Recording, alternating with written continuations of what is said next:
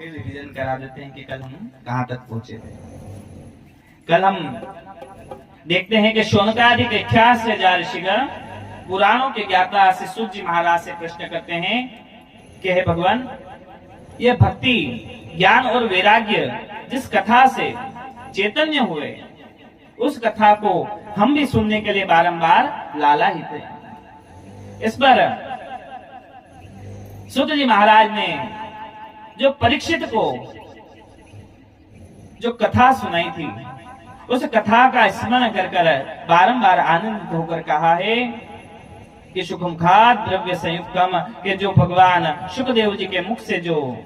फल रस के रूप में जो कानों के द्वारा मैंने जो पिया है ना, उसे मैं सुनकर उस बात को मैं स्मरण कर कर बारंबार आनंदित होता हूं। तब शौनकादिक इतिहास से ऋषिगणों ने सूत जी महाराज से कि सुखदेव जी महाराज कौन है, उनके बारे में प्रश्न करा। तो सूत जी महाराज ने बताया कि वेद व्यास जी महाराज के वे पुत्र हैं। और वेद व्यास जी महाराज कौन, जो पराशर व सत्यवती नाम की कन्या के संयोग से जो उत्पन्न हुए, वह बादरायण के नाम से बद्री के फलों को खाने पर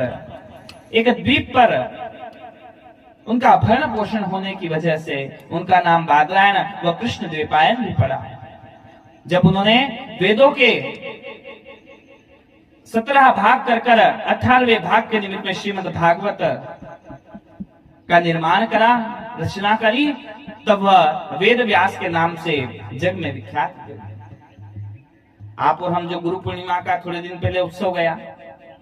यह उत्सव भी उन्हीं के प्रति समर्पित है, क्योंकि उन्होंने जो हमें इस सनातन धर्म में जितने भी ग्रंथों को आज हम लोग जो देख रहे हैं, सुन रहे हैं, पठन पाठन कर रहे हैं, वह सभी इन वेद व्यास जी महाराज की ही अनुकंपा और कृपा का यह आशीर्वाद है कि आप और हमें यह ग्रंथ प्राप्त हो पाए। शिव पुराण की कथा हमने पहले जो इससे हुई थी, उसमें वर्णन आता है कि पहले वह पुराण 1 करोड़ श्लोकों में था, फिर 1 लाख श्लोकों में किया गया, फिर